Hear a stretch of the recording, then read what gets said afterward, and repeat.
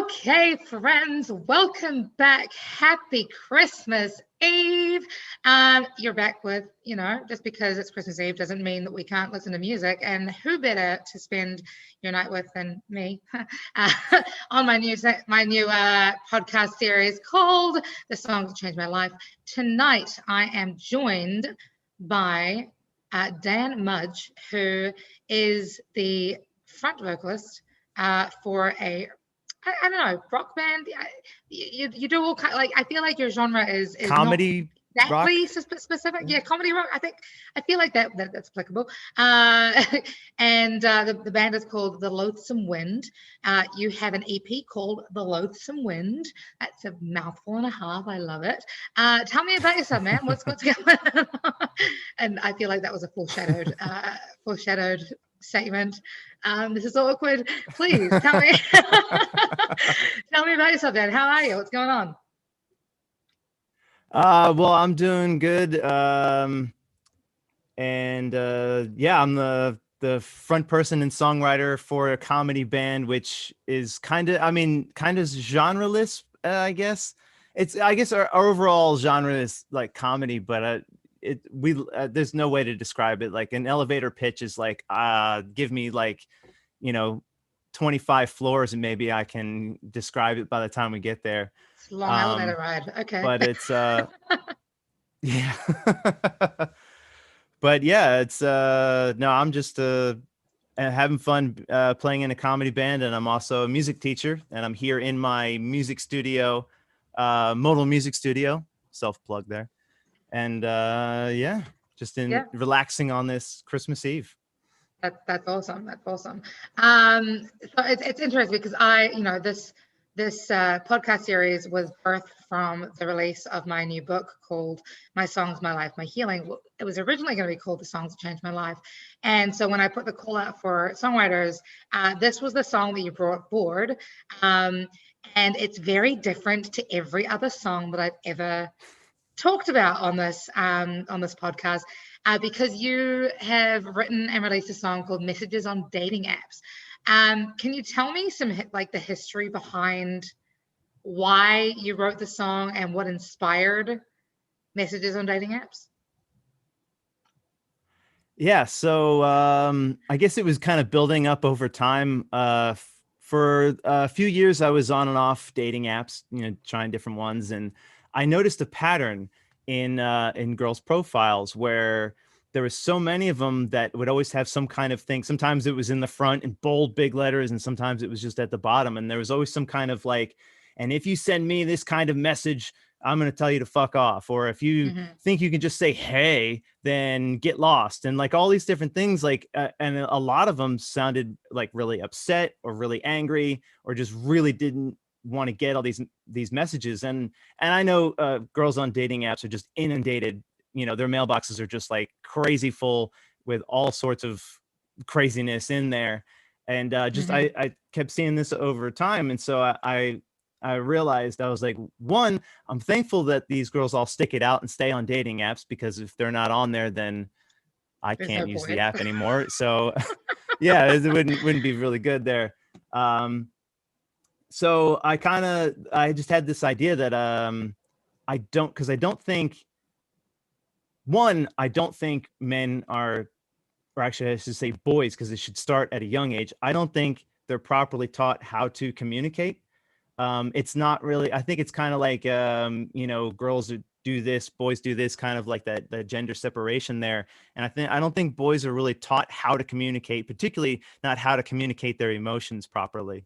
And so I think that there's just a plethora of now men who've grown up and are using these dating, well, I guess still some boys are using the dating apps, and they don't know how to talk. They don't know how to communicate.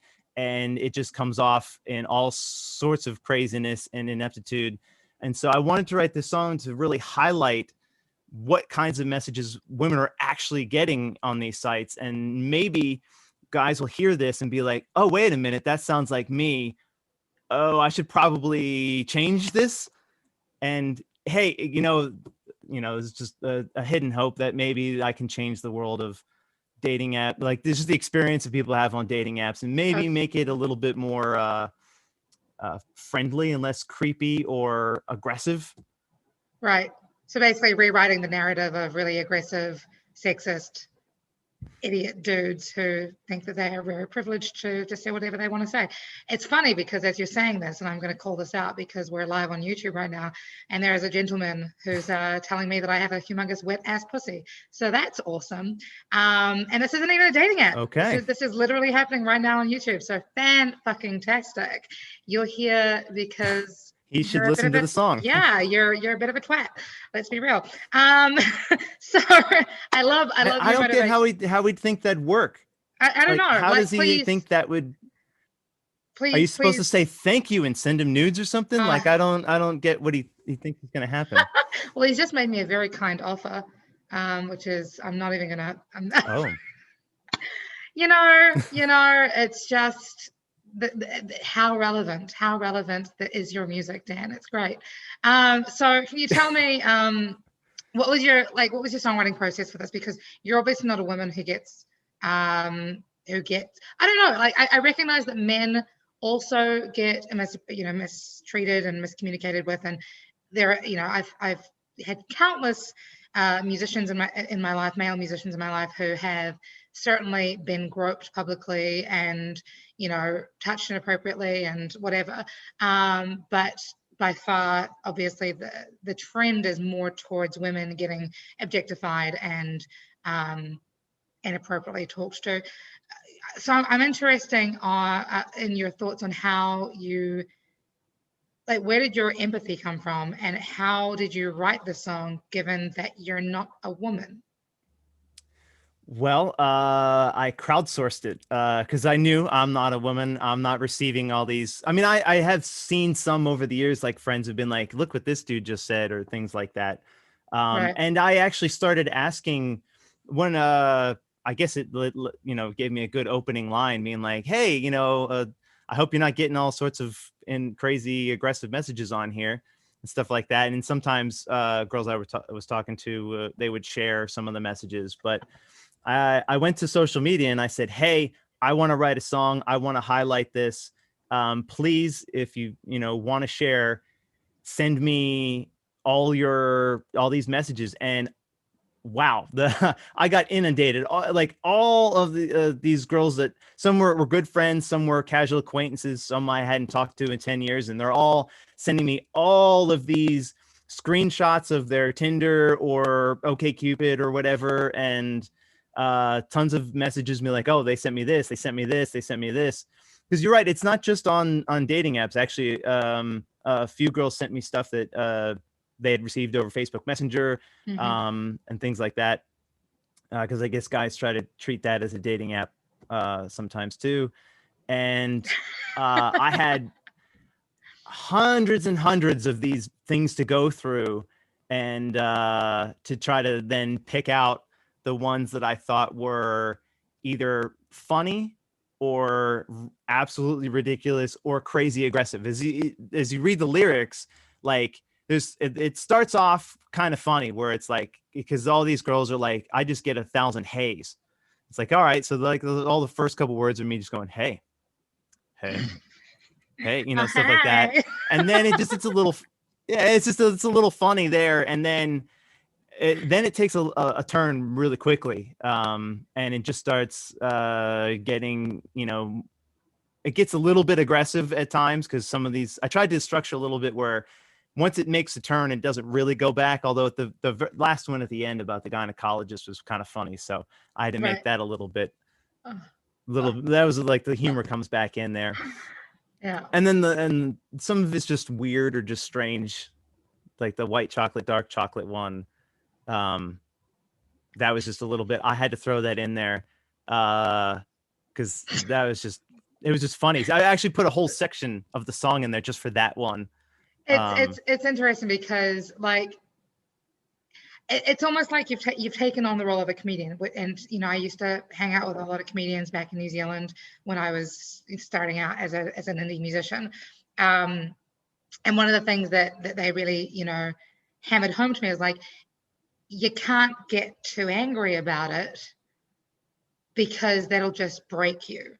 You have to start making jokes about it to like highlight how fucking ridiculous it is all, you know, it all is rather. And so I just, it blows my mind how, you know, the more aggressive things are, the more you just have to be like, oh my God, honey, like, I'm so sorry that you are that fucking small-minded. Sorry, I'm swearing a lot because it's a very passionate subject for me. You know, it's almost like you just have to laugh and feel bad for the guy. You know what I mean? Yeah, well, I mean, I don't know how bad I feel for the guy sending the messages. I feel, I guess, bad for humanity that there's Right. so many of these men out there that don't. I mean, although I guess at the same, on the other side of it, it's like, well, you know, I guess I stand out in a good way because they're all sending crazy messages, and I'm sending like try to send a thoughtful message anyway, Yeah. but Yeah. Or at least For just sure. a ridiculous message that's funny, not aggressive or. For sure, for sure. So did you find that the women Yeah. who were sending you like their screenshots and whatnot, were they excited about the project? Were they, you know, how was their reception towards your goal? Yeah, they were all excited. And a lot of them kept messaging me being like, how's it going? How's the song coming? Can't wait to hear it. Awesome. And then they kept, because the song was in development for a long time. Right. It was from conceptualization to release was almost a year. Oh wow. And It's a lot of yeah, research. so a lot of them. Well, I mean, it took a while. So I compiled a lot of stuff again from people sending me. And then I also, because at the time I was still using dating apps, and I had on my profile like, hey, by the way, I'm writing this song. Feel free to, you know, connect with me and just say, hey, here's some of these messages. So I actually was collecting them, you know, over time that way. Mm-hmm. And but the hardest thing was actually what music would go with the lyrics. Mm-hmm. Because I compiled all the lyrics first, and I was, as they were coming in, I'm putting them into different piles. Like, you know, this is like either they were too similar, so I choose whichever the best one was of two that were a lot alike.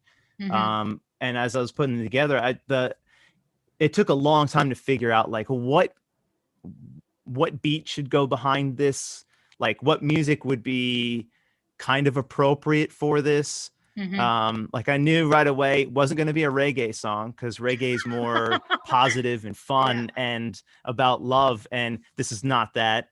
I thought about, it's like, oh, it could be like a punk song, but I don't do punk. That's not my. Right. I mean, nothing is wrong with punk. It's just like I don't play punk music. I Yeah. play a lot of funk music. So then Mm-hmm. finally, I settled on. I just one day wrote the main riff that's in the song, and was just playing on that and recorded a few demos of it. And then played it for a couple just musician friends, and then finally, just the light bulb went off one day. I was like, "This is the music I need for this song." That's awesome. And That's then awesome. the next step was, do I put everything in a melody, or do I just basically read it off? Well, And it that'd was make it punk. funnier. Yeah. Yeah. Well, I went for what was I guess a little bit funnier and more direct. So Yeah. it's just literally me. Just I put a little bit, like I try to put myself into the character of each one. Right. Like I'm an actor. Like I take on the little persona of each one. So when I perform it, you know, there's some hand gestures involved, and you know, I change directions and look different ways for different voices and things like that. And Yeah. I try to have some fun with it, even though it's a bit a bit ridiculous. Yeah, for sure, for sure. I'm curious, you know, it's hard, I imagine, for men to show up as allies when it comes to the equality movement. And you play in a band with three other dudes, Chris, Brian, and I'm gonna try to pronounce this without butchering it, Gochan. Um, who's from Turkish. Closer than a lot of people from get. Turkey. I'm only guessing that because my last name is also Middle Eastern. So I'm curious as to what their feedback was when you presented the idea of writing this anthem for women who are subjected to ridiculous messages on dating apps. Overall, the reception was great. They obviously, I talked to them about the idea before I put the call out to get all these messages. And well, actually, that was at the very beginning of when I started the comedy band. So actually, the two of them weren't in it yet until for a few months. And then once they were in, I told them about the idea and how I'd been collecting the messages. And then once I put it all together, I read it all for them. And we all just, and some others that didn't make the cut. And we all kind of laughed and were like, oh, wow, and stuff. And everyone kind of liked the idea. One feedback I got from them was to just be careful because I was speaking for everybody in the band with this. Right. As happens when you are the lead vocalist, you are often put in a position where, I'm saying this like, this is the first time I've ever been a lead vocalist. Right. But in general, lead vocalists are put in a position where they are speaking for everybody else in the band. So that was like the only thing is like, just be careful with, what you say, because you're speaking for all of us. And so the point of this was not for me to put my personal opinion was not reflected in the lyrics of the song in terms of I never commented on like, oh, you guys are assholes or, learn to read a book or something. I kept it as just the actual messages. So there's no commentary in it. So I kind of alleviated any concern there by not providing any commentary. I just provided the raw data for people to analyze on their own. Yeah. Yeah. Because the lyrics can be quite confronting when you look at them, right? Like without just like, what? What? Okay, cool. Okay, well, that's a great compromise. I dig that. Have you received any feedback from your friends, fans, or family around the this particular masterpiece? Yeah, actually, it's not our most requested song. Our most requested song is "Don't Touch My Butt." Okay. Which is about unwanted touching, which you actually alluded to earlier, which is kind of funny. But it's the second most requested song, and a lot of my friends, again, in particular, the ones that were sending me messages, were super excited for this thing to be released. And so there was a lot of, I guess, build up for it, and hopefully it didn't disappoint. No one said they were disappointed in it. I got a lot of great feedback from people. They like the idea of it. They like the song itself. Because we had fun with it. There's dueling guitar solos at the end and a little drum solo and, a fun groove throughout the whole thing. But yeah, the overall reception has been excellent. Yeah. That's awesome. I don't know. Actually, I'm not hearing from a lot of guys on it. I'm hearing from women on it, and they love it. So maybe there's guys out there that are like, "Oh, you're calling me out, man." Yeah. Seriously. Yeah. I mean, good. I have no issues here. There's so many things I want to talk about, but we'll keep to these questions. Have you? When it comes to your own personal breakthrough, was there anything in your research that made you maybe reflect on your own behavior or on people in your life? Has this sort of motivated your persona online to change, or maybe call other people out when they have overstepped the mark a little bit? In terms of my own behavior, I've always been very polite. I've never sent any messages like this. Maybe I sent a hey. Oh, one time, scandalous. But because it's the kind like how just my own personality. I research things, so like whenever I'm getting into something new, I'm going to learn about it before I do it. So before I ever signed up for dating apps, I read a whole lot of articles on how to make a profile. What kind of pictures should you put on there? Oh, What wow. should you wear in your pictures? And how should you send messages? So I had already read all these articles about like, don't send a message like this, don't send a message like that. And so send a well thought out message. So I always spent a lot of time thinking about like an introductory message. I would read the profile, see if there was anything in there that was interesting. Although I guess you should say I shouldn't message them if there's nothing that interests me in there. But I would try to pick out something and ask them a specific question about something in their profile. So I think as far as I know, I've always been very respectful on that. So this song didn't change how I behaved on dating apps. And actually, I stopped using them, I guess, at the very beginning of this year. So before the song was even released, I had stopped. Just got tired of it. Yeah. And then COVID, of course. Of course. But I can't imagine what dating this year is going to be like for people. Oh my goodness. I've actually thought about I've thought about trying out the dating apps again, but like I don't know what dating apps in COVID world are like. I guess I'll do my research and find out. But in terms of calling other people out, I have actually, in general, I leave Facebook I share things I'm doing with either my music lesson studio or the bands that I play in. And I generally, I don't do a whole lot of other stuff on there, but I actually have come to a few people's defense over the past, I guess, year or so. Just I see someone's like bullying someone or saying something about someone, and I chime in and usually I say something along the lines of, hey, this isn't the forum for this. If you actually have a problem, there's other ways to handle it, as opposed to, name calling on Facebook or trying to blast someone on Facebook and things like that. And that has never been met with anything but hate towards me. So, again, I guess I should take my own advice, where Facebook really isn't the forum for that. Yeah. Because it's just, people hide behind that screen and say all the things that, they say, and they don't care, or there's no repercussions, or they just have no consideration for what they are saying. For sure. So I'm I curious. try to stay away from online arguments. That makes sense. You're smarter than me. I'm curious. Sorry, you're right.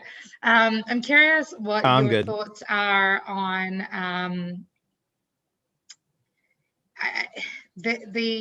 the last, I don't know, 20 years in particular, maybe 30 years. Technically, I guess as far back as the 70s. But with the resurgence of the feminist movement, and with just the argument for equality, there's definitely been a tainting of men who are advocates or allies as being not good enough, or not masculine enough, or I don't know, whatever, insert insult here, just because you see the validity of treating women as equal counterparts, as opposed to just people who belong in the kitchen or naked in bed. How do you figure that out in your own life? Do you find that you get much reception on that in that sort of area, or do you are you just surrounded by other men who also believe that women are people, or like what are your experiences around that? Well, I will say that I try to surround myself with high quality people. I try to seek out people who are better than me. I want to be it's advice I got as a musician early on, like be the worst person in your band, like be the worst musician, surround yourself with better musicians. Well, I like that. I try to surround myself with better people. So, my closest friends, I consider them all very high character people. And if you surround yourself with better people than you, it elevates who you are. For sure. And I would like to, be the best version of myself at all times. I fail at that for sure, but I mean, but We all can improve. One of my favorite sayings is, similar. If you're the smartest person in the world, and if you're the smartest person in the room, find a new room. Yeah, exactly. I don't think I'm ever the smartest one in the room. So I don't know if I really have that problem, but yeah. So I mean, I've always believed strongly in equality. It's kind of a really funny thing. It's something I used to get upset about a lot as a kid. Looking back on it was kind of odd when just things weren't equal or things weren't fair. Mm-hmm. And everyone would always say like, well, life isn't fair. Things aren't equal. And I was confused as to why, Right. They could be made equal. Why can't we make things equal? And it's partly why I've always kind of championed any, like, for example, like I was in school growing up, like if there was a kid being bullied, I often would then step in and fight off the bully because it wasn't fair that kid was being bullied. Or right. Myself, when I was being bullied, I would throw fists right away, mm-hmm. Or use my words and just attack back because it mm-hmm. wasn't fair. And I've always had I try to stand up for what's right, try to speak my mind. I am careful though to insert myself into issues that I'm not a member of. So like I'm not a woman, obviously. Inserting myself into any kind of movement for women is a little bit, I try to be cautious about that because I'm not trying to say how things are supposed to be. Right. I'm a man. I don't know what it's like to be a woman. So I'm not necessarily the one who should be speaking for women. Mm-hmm. But I certainly would like to be an ally and help where I can. And it's actually same thing for like all these different kinds of movements. Like, yeah, I want to be an ally for equality, but I'm not going to try to be the voice of it if it's not my group, I guess, because maybe I shouldn't be the one who's speaking about it. We should listen to the people who are directly affected by it and hear their first person account on how things are not equal. And then we say, yeah, you're right. Let's change this. And then be part of the change as opposed to trying to walk in there and be like, I think this, and everyone should listen to me instead of the person who's actually suffering. Yeah. No, I love that. Cool. So on that note, let's have a listen to this lovely song of yours. I'm super excited. This is Messages on Dating Apps. The following are actual messages sent to women on dating apps.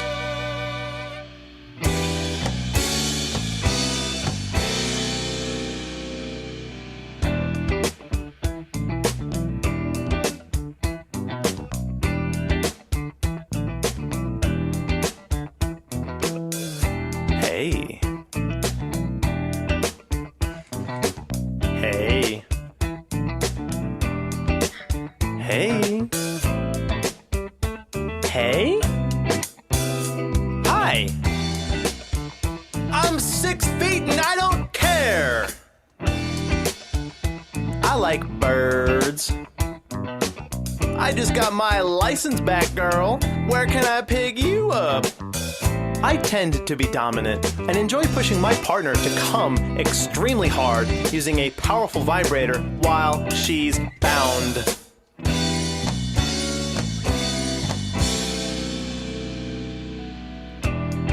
I want to go down on you, no questions asked. I'm in an open relationship with little girls. My faith allows me to receive blowjobs or do butt stuff. Ho-ho! You're in luck. Yo, fuck your flat face. Are you even worth the drive to fuck? I mean, I just want a friend that I can come all over. Hey girl, who is your gynecologist? 'Cause I want to lick his fingers.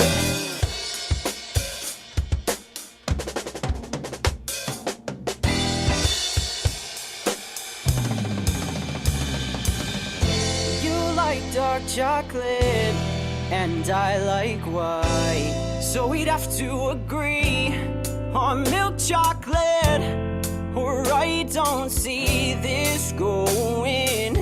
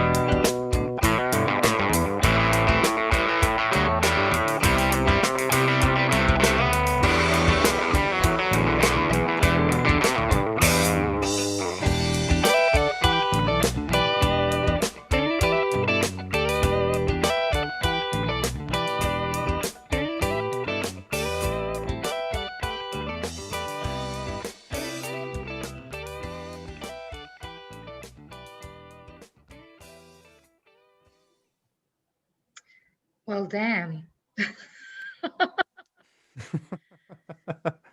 Beautiful. Just beautiful. Just beautiful. Well, I thank you. think, that is such an important message to share with everybody. I can relate to at least 90% of all of those messages. So thank you for being an advocate. Thank you for being an ally. I think that's, really important, especially leaving 2020 and hoping for a bigger, better, brighter 2021. Using our voices and recognizing the strength that we have and the power that we have as a community, as individuals, to fight for something that's better and stronger and more equal. Awesome. Thank you, Dan. I really appreciate everything you're doing. Are you working on anything new at the moment with the band? Yeah, actually, we've been working on some new songs. We've been making some YouTube videos. We just put up our you know who Eric Idle is? I know the name. He's a famous comedian. He's part of Monty Python. He Yes. also does some funny songs too. So he did a great song called "Fuck Christmas." So we did a version of it for the holiday. And we just put that up on our YouTube.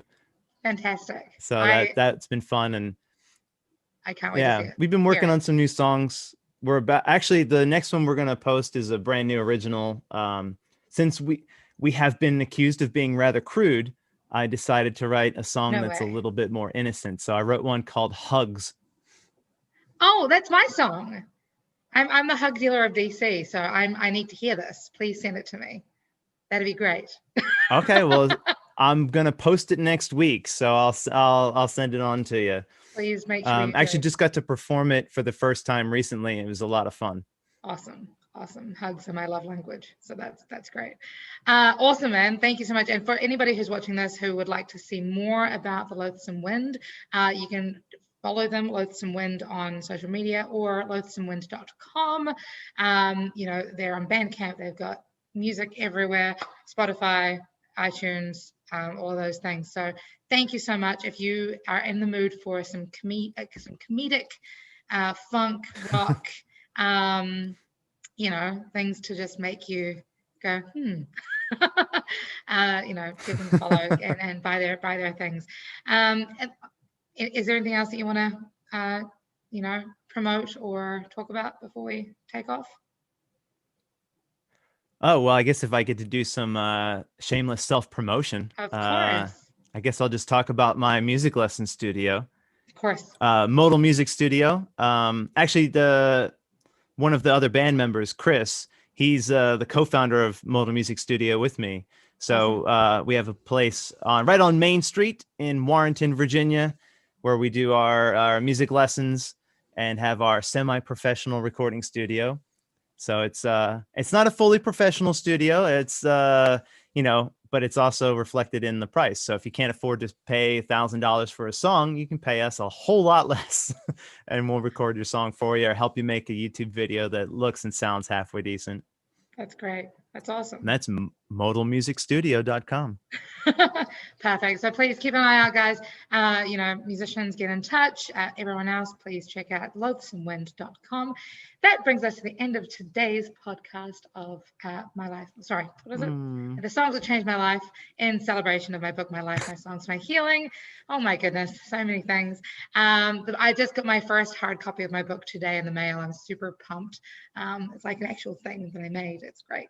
But yes, happy holidays, Merry Christmas, Happy Hanukkah. I know that Hanukkah finished a couple of days ago, but either way, be kind, be safe, spread love like it's going out of fashion, be your own kind of superhero, and don't forget to brush your teeth on a daily basis. Dental hygiene is super fucking important.